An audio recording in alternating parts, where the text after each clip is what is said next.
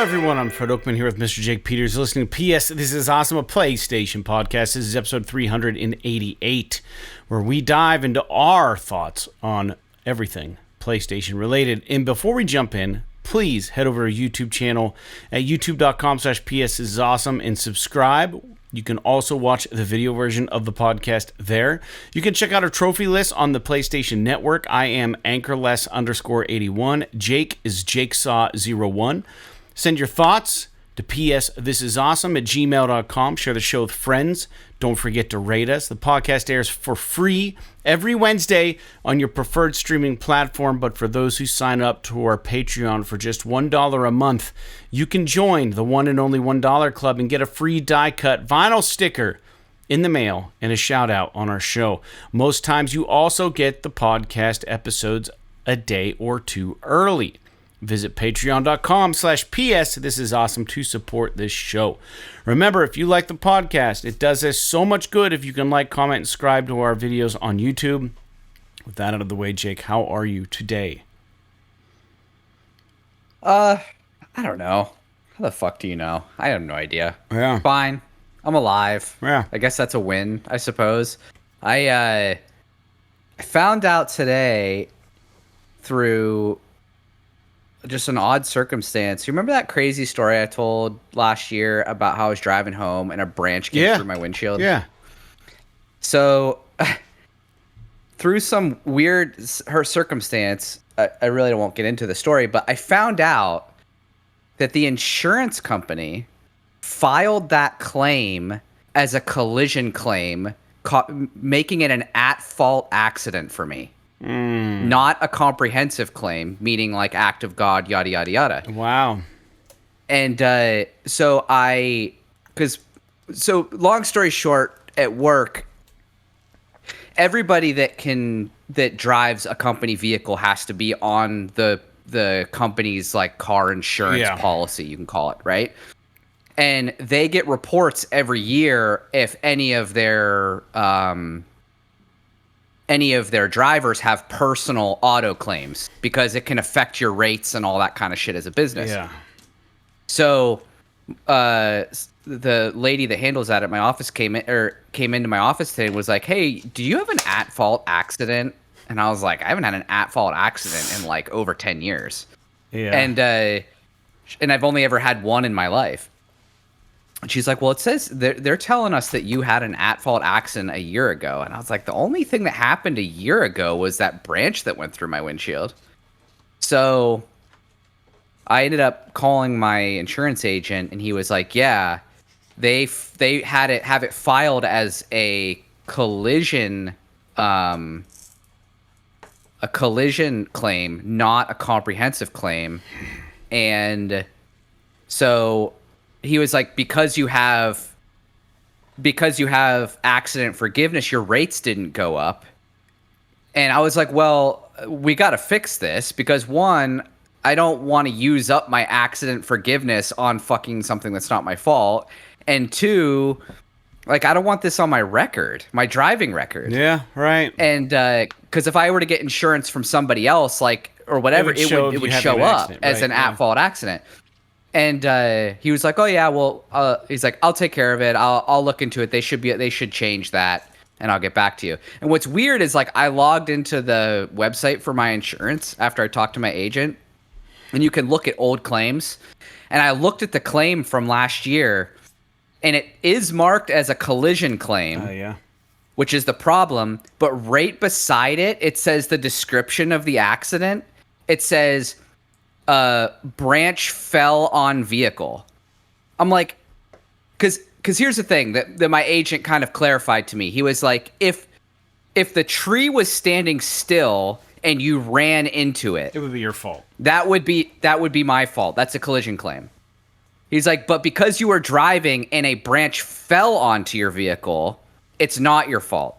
And it even says, like, right in the claim that a branch fell on the vehicle while I was driving, and yet they filed it as a collision claim.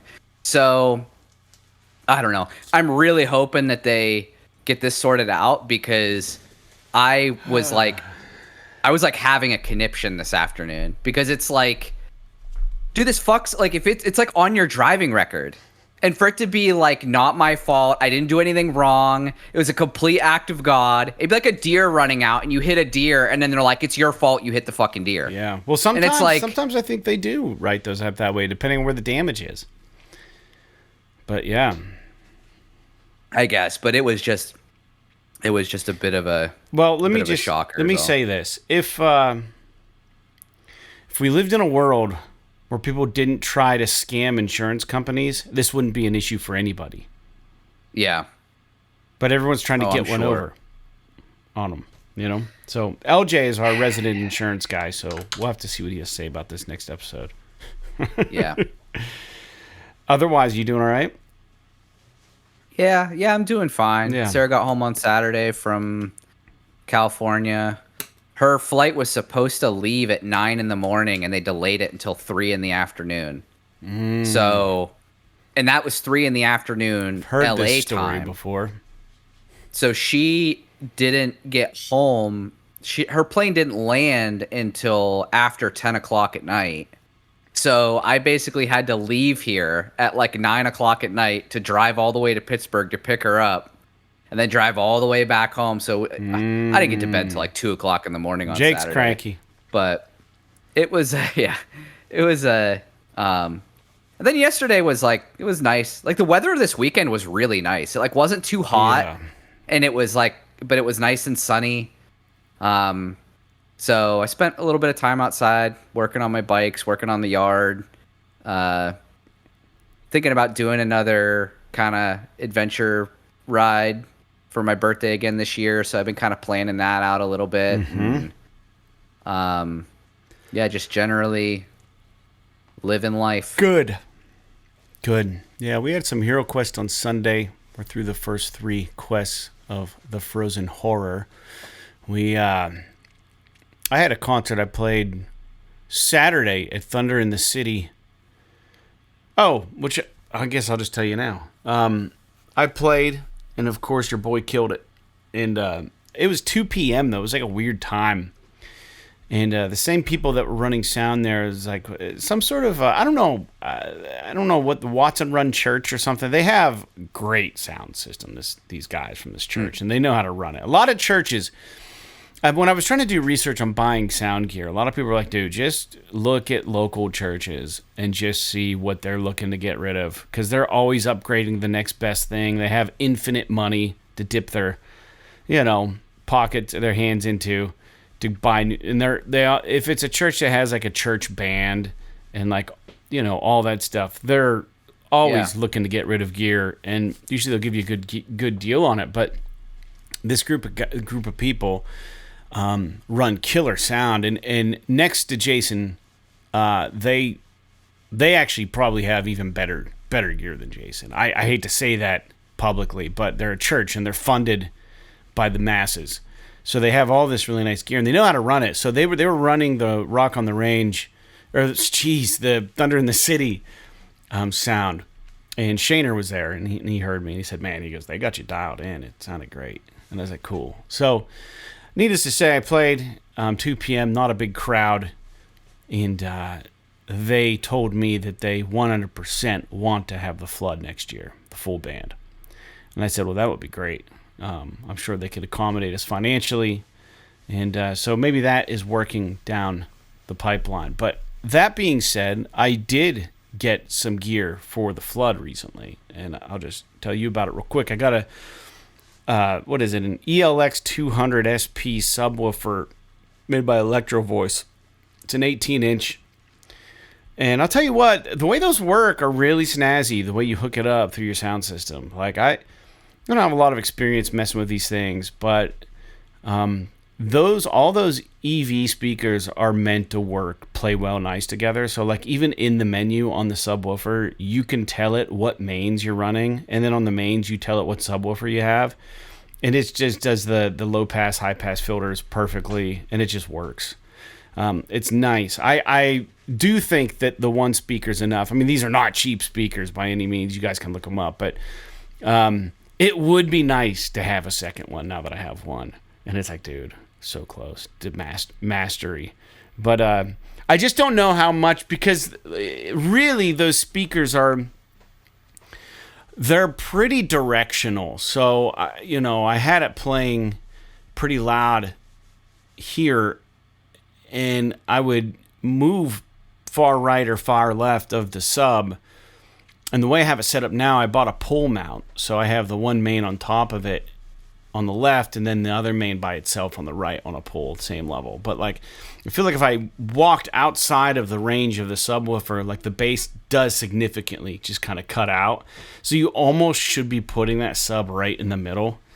Kind of like how they had when we played at Big Rail. They had those 4 huge subs in the dead center of the stage on the ground in front of the stage. I think that's just so it sounds even, but I don't know. I'm not too worried about it. But if we got another sub, dude, we'd be... But I also got one of my Mackie monitors today for on stage, and it doesn't. The sound quality is significantly shittier than those EV speakers, and these are just 12-inch speakers, but you can tell. Oh my gosh! But they're brand new. They're powered 12-inch speakers. I have another one on the way. They will be more than fine for stage monitors. And I even use that little 10-inch old PV I have, and that thing actually honestly sounds better than those Mackie thumb speakers I have. But you can run some EQ. I looked into the iPad a little more and figured out how to run like different EQ settings on the different stage monitors. So like if you don't really want all that low woofiness, you can tune it out and stuff on the EQ meter and stuff. So it would be fun to really dial all that in with the band. But I'm excited. I've been working on the trailer. The old, believe it or not, I think the Torpentines bought that trailer in 2005. So that thing has been around for, 21 years now. And Signal Home used it for all our tours, and then it sat for a really long time unused when that band broke up. And it hasn't really been on the road much, but I paid a lot of money 2 years ago to have it kind of road ready, and then it sat again. And then, needless to say, I bought these. They sell these things which are my trailers never had, and they're called E-Tracks, and I don't know if you saw the picture or not, but they're like these metal 5-foot metal things that run on the sidewalls of the inside of your trailer, so that we never had to worry about them in our bands, because we had an 810, 2 Marshall cabs, we had 2 heads, a whole drum kit, 5 merch bins, bags of cords, everything in there. So that thing, nothing was sliding or moving anywhere.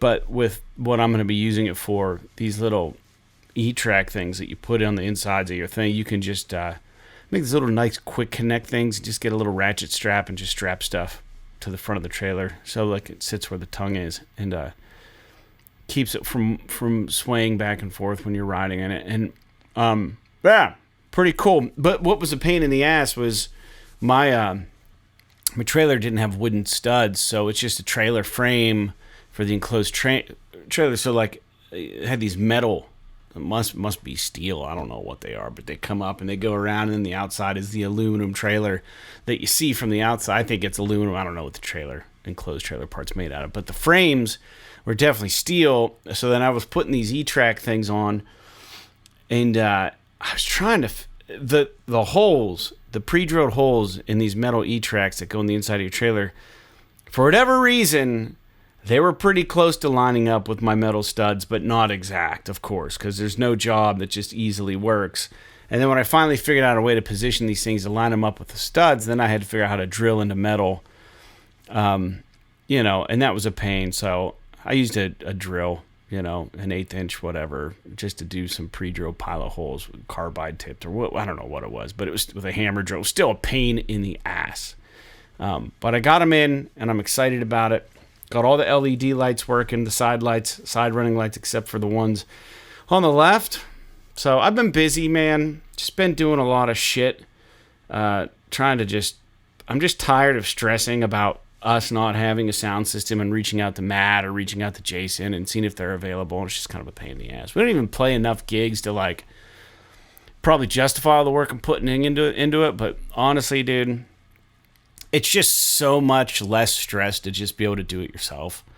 So, I mean, the trade-off is worth it for me. I just hate relying on other people. So, I'm stoked to use our new stuff, get it out there and play. That's kind of all I've been doing this week. I don't know. I don't think I have anything cool planned for the rest of the week. I am playing that stuff that E-Track stuff that you put in. You just got to be careful because even though it goes into the metal studs, you don't want to crank in too hard with your ratchet straps because you will bend the frame of your for trailer. Sure. Yeah. I thought about that because like I said, in just for extra surface to reduce the direct impact on the frame itself or those studs, I bolted into the fucking plywood too, just as many spots as I could just to have a bigger surface tension area or whatever. But yeah, I think it'll be good just for keeping shit sliding around. I'm not cranking down hard or nothing, but definitely needed because I don't think I'm putting that carpet in there. That was the purpose of the carpet in the trailer initially, was to keep shit from sliding, but it's just, I just don't want to get like fucking bugs. Or what if it gets wet and gets all stinky and shit in there after I do all this work cleaning it out? You know, be a pain in the ass. Yeah. Anyways, yeah, man, I've been playing Party at the Pines on Friday, opening for a ZZ Top tribute band and a Bon Jovi tribute band. So that'll be fun. Playing that Friday. I think I go on at 6 for a half hour, and then I'm going to close things out later after those bands wrap up at the clubhouse at the Whispering Pines Golf Course. So that's my plan this weekend. But that being said, let's get into some games that we're playing. I'm progressing my story in Death Stranding. I'm now in Chapter 9. I've got over 70 hours in. I'm moving along for sure. I'm making some progress. The game is still enjoyable. I'm just finding less and less time to be able to spend with it, which sucks. But I don't want it to be one of those games that I just get like within like 20 hours of beating and then I don't finish it. So I'm going to keep working on it, keep chipping away at it, as they say. But that's all that I've been playing. I know Ninja Gaiden Ragebound came out. I would like to play that and try it, but I have not even purchased it. But it'll be on my backlog for sure. Jake, what about you? I was actually watching some people play Ragebound on Friday, and dude, it looks awesome, but it looks like it fucking gets hard quick. Yeah. And as soon as I saw that, I was like, oh man, I really want to play this, but I don't know if I want to jump right into another struggle bus game after playing Lies of P, even though it looks absolutely fantastic. Yeah. So, I mean, I don't have anything else really to say about that game other than I was just watching a little bit of it Friday because I was thinking about picking it up. I was like, oh, maybe I'll pick it up. But then I was watching someone play it a little bit, and I was like, I don't know, maybe I'll hang off on this for a little bit because it looks quite hard. Yeah. So it does look like there's like a decent checkpoint system in there, which should make it a little bit easier. But it looks great though. But for me, I'm still playing Lies of P. I didn't play very much over the weekend because the weather was so nice, so I just kind of got out and about early and didn't really do a whole lot of gaming. I think I'm like 80% of the way through it because I looked up just for fun. I looked up how many chapters are in the game. I didn't look up any spoilers or anything. I was just like, how many chapters are in Lies of P? And I think it said 11. And I'm at like the end of chapter 9 right now. So I should be getting pretty close to the end of Lies of P here. And since I'm this far in it, I kind of just want to beat it. You should. And I mean, I'll be completely transparent. Like, I had to give up a long time ago on playing this game on the full fat difficulty. It's too much for me. So I'm playing it on like one step down, like not all the way on the easiest mode, but like one step below the maximum difficulty. And it's still some of the boss fights are still really hard. Yeah. But I'm making my way through it, and I'm enjoying it still quite a bit. So, and I saw that One Black Talon had wrote in about it, and he had mentioned. What do you say? It looks like he said, for Lies of P, I didn't even notice that the game doesn't have music while playing through the game. There are albums you can find and buy that then play in the hotel. I did notice this because I found a couple of albums doing like side quests and stuff, and they're just like playing at the hotel when I go back, and it sucks. Like, but this is one of those things that like I don't know if you have any thought on this, Fred, or even One Black Town writing in about it, but the music on the albums that I've found so far is so good that it pisses me off that they don't actually just have music while you're playing the damn game. And it's like, I got to go back to the hotel to listen to these fucking albums I found on the jukebox. Yeah. It's like, why not just put like the guys that made this dope ass music? Why not make some dope ass music happen while I'm playing the game?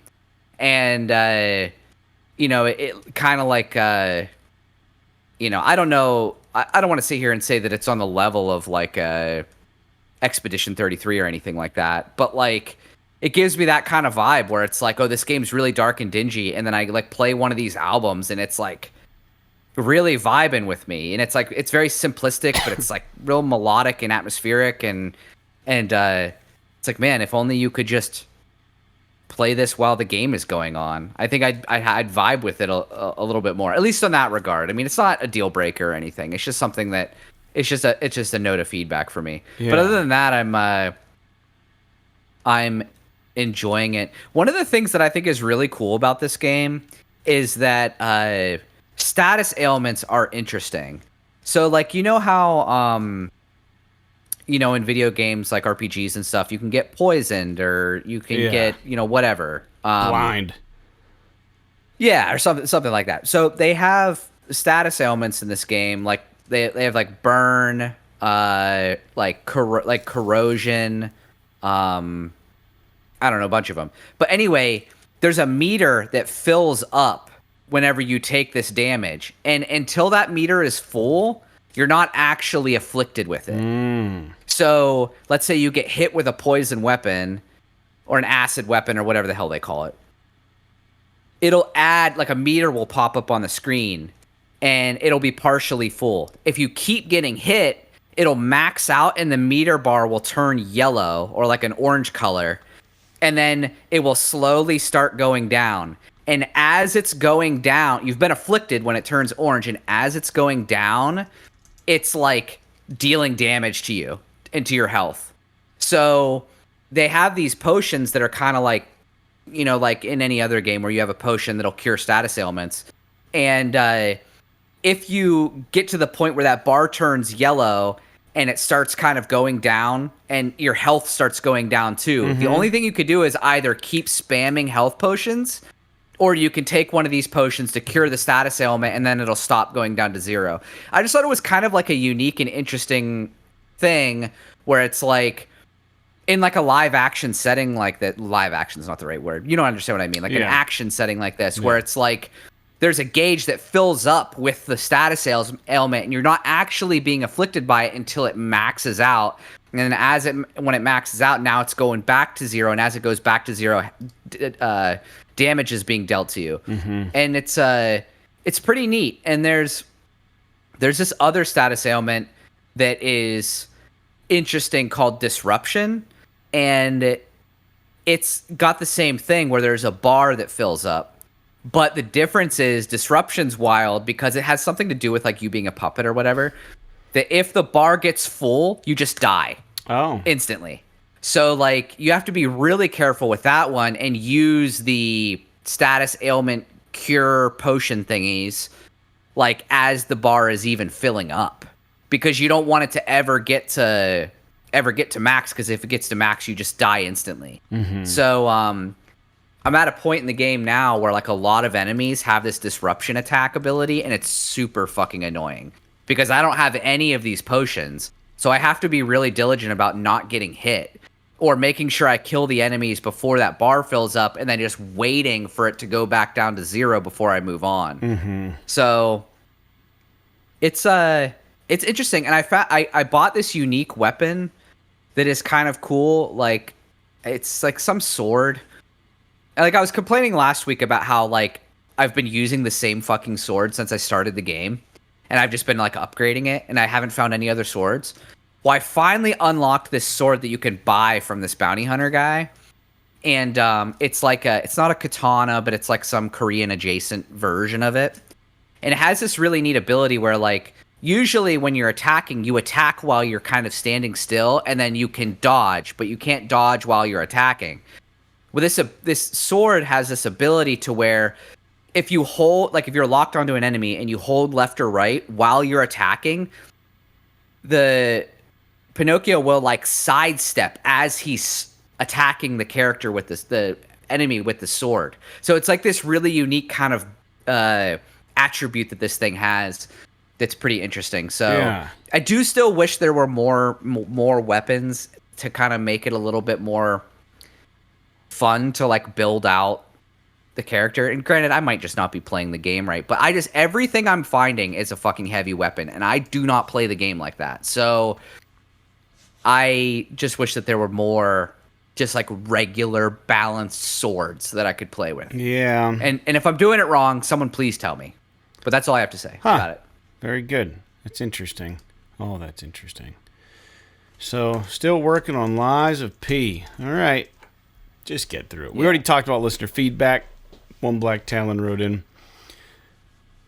Thank you for writing and engaging with us, man. We appreciate it. It's fun to have a little bit of community for sure. I will say that we're going to jump into some news. Every episode we talk about some news, PlayStation related. We only have 5 news points, and then we'll get into some new games coming out this week.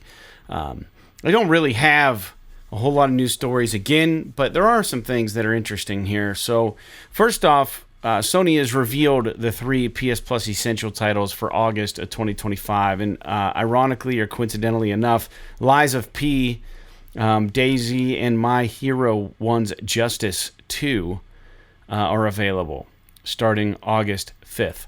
Lies of P, as Jake has already been playing, is I would say would be the standout. Jake has already talked about it. I think it got an 8 out of 10 on Push Square. We know One Black Talon likes the game. In contrast, DayZ kind of still struggles with performance issues, and My Hero 1's Justice 2 has been described as a forgettable game, despite having anime roots. But this month's lineup shows clear highs and lows. I would say Lies of P carrying the pack. So, very cool. Any interest in DayZ or My Hero 1's Justice 2, which is an arena fighter? No, but I mean, I'll be honest, like, yeah, it's kind of a bummer that I just a few weeks ago, bought Lies of P, and now it's on sale or whatever. Or not on sale, but it's on PS Plus. But in all honesty, like, I'm happy to pay for it. It is a really good With game. One Black Talon's money. Well, yeah. But yeah, I know what you mean though. It's But even if I had paid $30 of my own money for it, like I would have been happy to do so. It's well worth that. Especially with like the new modes and stuff that make it a little bit more accessible. Yeah. Yeah. That's cool, man. Yeah, I'm glad you're enjoying it. I just got notification about this next news point. We know Battlefield 6, I think it's slated for probably like an October release based on what we're picking up in the rumor mill. But they have an open beta this upcoming weekend and the following weekend you can sign up for. Real tempted to try to get in on this on the PlayStation Network. And Battlefield 6 is going to be hitting 60 frames per second performance mode on PS5. According to DICE's principal game designer, Battlefield 6 will run at a guaranteed 60 frames per second and potentially even smoother on a PS5 Pro, prioritizing responsiveness and visual fidelity.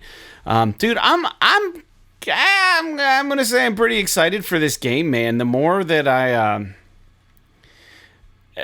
start recognizing it's been ages since I've played a first-person game, and the fact that it's modern-day war is awesome to me. I'm tired of futuristic shit. I'm okay with the older stuff, you know, but I don't like futuristic warfare games. I'm just not into them. I mean, I guess you could argue that Cyberpunk maybe is that, but I don't know, man. Deus Ex was fun. Those kind of games that are themed to be kind of like cyberpunky are fine, but like when you start giving soldiers like hoverboards and shit, it's just, you lose me. If you're trying to stay grounded but also come off futuristic, I hate it.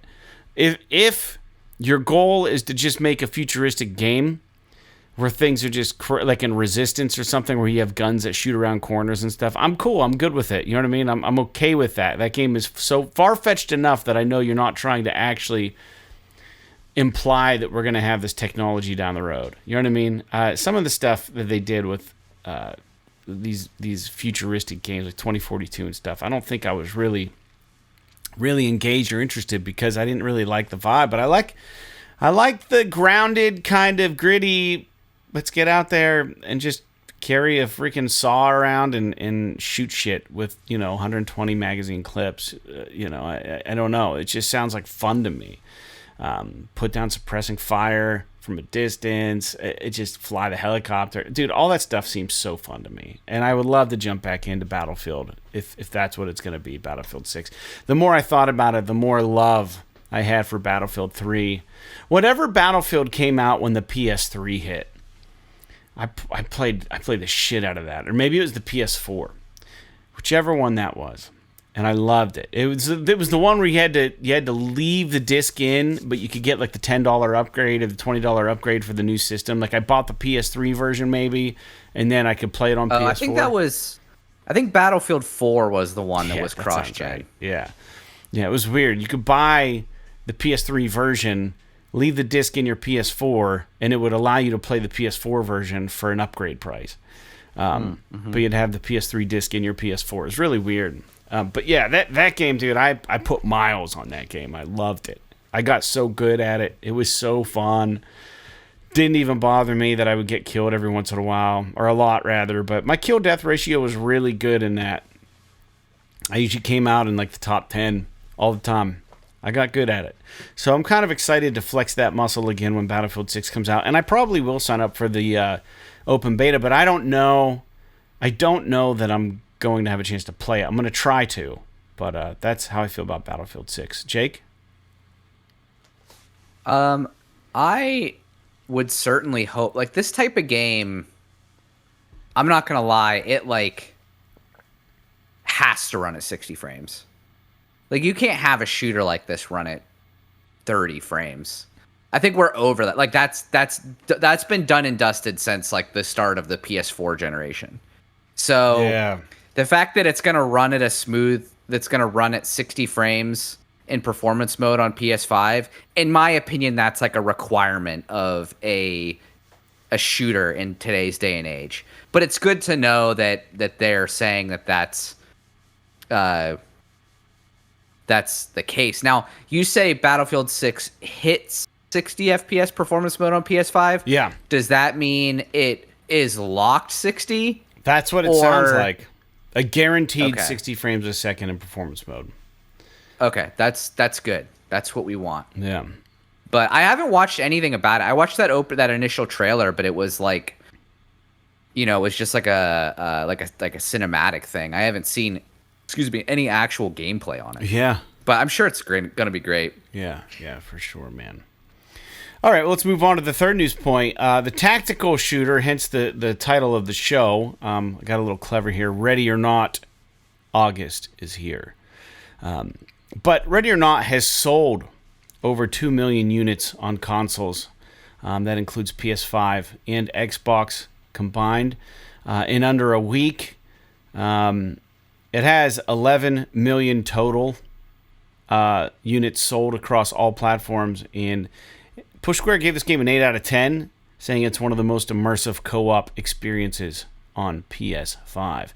So it sounds like it's giving Rainbow Six Siege a run for its money. Now, I don't know how long this attention to the game it's going to get, if they're going to continue to be able to support it. I have not played this game, but it is notable, and I wanted to bring it up on the show. I played a game way back in the day that I was really into, and I think it was just called SWAT. SWAT 4, I think, was the one that I loved. If you look it up, it came out in 2005. And it was, it got a 4.8 out of 5 on GOG.com. So it was, I would say that it was one of the first, when I played Rainbow Six Siege, it was just like a steroid version of SWAT 4. So it was like a beefed up version of this old 2005 video game that I absolutely loved on PC. I played it on PC. Just to give you a quick little history lesson, I'm on the SWAT 4 page. The publisher was Sierra, but it was developed by Irrational. And it was a tactical shooter. They were way ahead of their time. It was a first-person shooter, and it was exclusively only available on Windows. It was the 9th installment in the Police Quest series and the 4th installment in the SWAT sub-series. The player commands a police SWAT team in the city of Fairview, New York. Unlike its predecessor, SWAT 3, SWAT 4 does not have an overarching plot. Instead, gameplay takes place over a series of mostly unconnected deployments of the player's SWAT team. They're sent to apprehend criminals, terrorists, gangs, and cults in and around Fairview. It was created on the Vengeance engine. It was Unreal Engine 2. It was really well received. I guess there was It's weird. Yeah, I guess there was an expansion on it too. But I will say it was a multiplayer game also, which were team-based. So you would be put on a SWAT team and you would fight the suspects. It's exactly like Siege. But they did it in 2005. There were 4 game modes, or 5 game modes. One was Barricaded Suspects, which was a team deathmatch. One was a VIP escort. There was a random SWAT player who was designated as a VIP, and SWAT had to escort them to an extraction point. There was a rapid deployment where bombs that were on timers were placed in a map, and you had to locate and defuse the bombs. Suspects had to protect the bombs. And then there was a smash and grab where the suspects had to get a briefcase and get to an extraction. So like an extraction shooter. This game was so ahead of its time, it's actually ridiculous that they were doing this in 2005. And I remember the game being fucking awesome. And it was like one of those sleeper games that never really got the love that it should have gotten. And I don't think they really did much like this with the following SWAT games. But this was the one that was just kind of weird. But I loved it. So anytime I've played... See also, it says on Wikipedia, Ready or Not, a 2023 tactical shooter is considered to be a spiritual successor to SWAT 4. That's how spot on I am with my memory on this. That's so funny. But I kind of got that vibe when I saw anything about Ready or Not. But my only experience with any kind of game like that was Rainbow Six Siege and SWAT 4. But I am interested in Ready or Not because I loved SWAT 4. I thought it was so fun. There was something about it. And what was cool about the single player, it was like Battlefield Bad Company or whatever. You could like tell your teammates what to do with controls.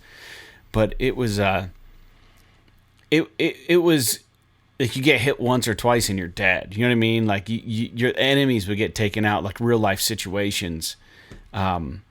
And there, I believe you could battery ram doors. You could explode them out with explosive devices or whatever. And you had little robots and shit in SWAT 4. I remember all this. Maybe I'm getting it mixed up a little bit with my Siege gameplay that I played a little bit. But, dude, such a great kind of game. So Ready or Not's doing well. I'm happy to hear it. I love to see it. I just don't know if I'll ever play it. But I have fond memories of SWAT 4. This reminds me of that. Just a new generation. Jake? That's wild. Yeah. Yeah, Irrational Games is interesting that they developed that. I mean, they're famous for developing the BioShock games. Yeah. And Ken Levine was the head of that studio. They've now since, become Ghost Story or whatever, but I'm kind of curious as to... I don't know if Ken, because I was looking at SWAT 4's Wikipedia, and Ken Levine is not listed as a designer or anything on that game, so it's probably a second team within Irrational that made that. Mm-hmm. But still, that's pretty neat. And I do remember that game coming out, and I remember it being kind of a big deal at the time. SWAT 4? For how immersive it was. But as far as like Ready or Not and selling 2 million units on consoles, that's pretty impressive. I think the game, because considering it's not like this big budget like AAA, hundreds of millions of dollars kind of game, as far as I'm aware. I mean, at least not in terms of marketing. So it's really cool to see that it's doing well. And from what I understand, you can play the game solo. You just have to like play in a solo squad, and I'm sure it's quite challenging whenever you play that way. Mm-hmm. But it's nice to see like a new game enter sort of this space and be competitive. So often now we see it's like one game dominates a particular genre, and it just stays that way forever. Yeah. And so it's nice to see that, yeah, like, is this game going to be bigger than Rainbow Six Siege? Probably not. But it's making a niche for itself, which is pretty cool. It is, if I'm being honest. Dude, just trying to go down the nostalgia path. I went to videos in Google of SWAT 4, and I'm looking at all these titles of YouTube videos, and it's like you're either SWAT 4 or you're not. And then people are like, the darkest shooter you've never played. SWAT 4 review, the best tactical shooter ever made. Is this still the best co-op tactical shooter? Question mark. I didn't realize it had so much love. Maybe I said it wasn't well loved, but there are definitely, I think anyone who played it really loved it. So it's a game maybe you should get on the old Steam Deck there if it's available. Maybe. Yeah. All right. Anyways, moving on. 2 more news points. THQ Nordic has confirmed it's bringing the original Gothic trilogy, which was an early 2000s PC RPG series, to PlayStation consoles, continuing the retro revival of beloved older titles. I've never played the Gothic trilogy, but I remember them. I don't remember a whole lot about them. I'm trying to pull it up now just so I can look. It was in my news points because it was relevant. Interesting. It was like a third person. It looks like almost like a third person kind of Elder Scrolls kind of game or something, which is interesting. I don't think it's MMO though.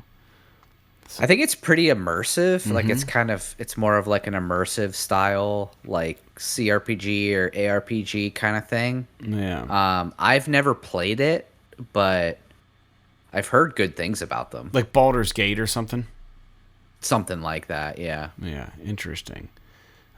Wow. The first Gothic came out in 2001, the second in 2002, and the third in 2006. So, a bit of time between the second and third, but they were done in 2006 with it. There was a remake. No, there is a remake they're trying to do, like we were just talking about, but there were some spin-offs. It says that they released a playable teaser of Gothic in 2019 on Windows. But I don't... Wikipedia says that, but I don't know much about that. But pretty cool. I mean, it depends on, how they're going to do this. Is it going to be a full-on remake, or it looks like it will be? And if it's a full-on remake with updated graphics and everything, I think that, THQ Nordic has some skill, with some of the stuff they've done. I just would imagine it will still be a little jank. Speaking of jank, I'm still waiting to see more about this Snake Eyes game they're making. I don't think THQ Nordic's making it. I can't remember who's in charge of that game. It's not Wizards of the Coast. For a while, I thought it was them who was doing it. Let me see. Let me type that in because it's on my mind. Who is making the Snake Eyes video game? Atomic Arcade, which is a new AAA studio. It was created by former Warner Brothers, Epic Games, and Bethesda developers. Oh, it did get approval from Wizards of the Coast and is currently in pre-production. So maybe that is the same game. Interesting. But yeah, well, hopefully there will be a time, Jake, where we can gush about the new Snake Eyes game and say how awesome it actually looks, instead of ripping on G.I. Joe games. All right, one can only hope. Yeah, last news point. Sony confirmed it will not have a presence at Gamescom 2025, making its 6th year, skipping Europe's largest gaming expo. While no PlayStation booths will be on site, third parties can still showcase games with PlayStation support and logos. This brings up the question, Jake, Sony, are they going completely digital now as far as showcasing their first party stuff? Do you think we'll ever see them showcase anything first party at like any of these, like the Video Game Awards? Or are they controlling the narrative now completely on their time? Yeah, I mean, I think it's over. I mean, I think we've kind of known that it's been over for a little while. Yeah. As far as like them doing these types of events. Yeah.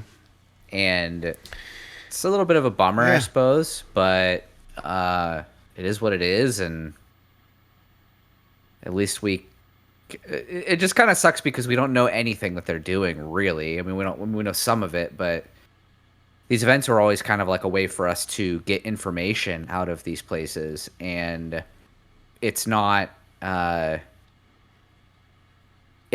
doesn't seem to be something that they're interested in doing anymore. So now they just kind of shut up and they don't say anything until they're ready to say something, and then it just leaves everybody kind of wondering what the hell's going on. But I don't know. I mean, it's probably based on, the way that things are going with Microsoft and how they just don't shut up, and how everything's going poorly for them. I mean, maybe this is the right move. Yeah. I don't know. It's kind of hard to say, but I think that anytime you're not pressured. Anytime you don't have pressure, I think is what I'm trying to say, to release information or be on somebody else's schedule, for example, like kind of like what we're saying, like you don't have like we got to get this ready because the showcase is happening. If you just literally can just operate within your own timeline, and that's probably best for messaging purpose, for PR purposes at least. And I think that all these big console places or companies are learning this. So anyways, I think it's cool. I think I'm okay with it. I think it's really kind of toned down the excitement on shit too, in one way. That's fine. Let's talk about new games coming out. Friday the 1st, which we're already past.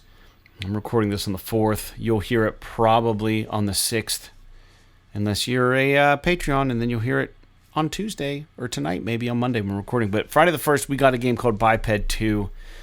It's a cooperative platformer. And Tuesday the 5th, we're getting Demon Slayer Kimetsu no Yaiba. The Hinokami Chronicles 2, which is all the same title. It's an anime fighter. So interesting. And we also are getting on Tuesday Hello Kitty Island Adventure. Woo! And Thursday the 7th, we are getting Gradius Origins. Arcade Legends are back with Gradius Origins. Multiple classic entries into a polished collection with revamped visuals and optional difficulty tweaks. It's for hardcore shooter fans and nostalgic players looking for a faithful retro experience. And lastly, Friday the 8th, a game that a lot of people say looks like Uncharted. Mafia the Old Country on PS5, coming out this Friday. Transporting players to early 1900s Sicily, the Mafia prequel hits PS5. Expect historical grit, narrative-driven crime drama, and moral stakes in a vintage open-world setting. Great topic for discussions around story-driven game. Jake, what do you think about story-driven games? Did you say it looks like Uncharted? Yeah, a lot of people are saying the Old Country. They're seeing similarities with like the action and stuff with the third person. But I have notes here that I wanted to talk about story-driven gaming and where we're at. Do you want more of this shit? I do.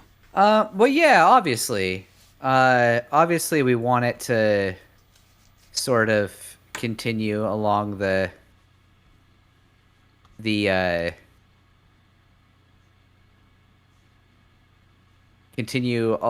sort of the Sony kind of methodology that we've been experiencing over the last, since I guess that really the PS3 generation.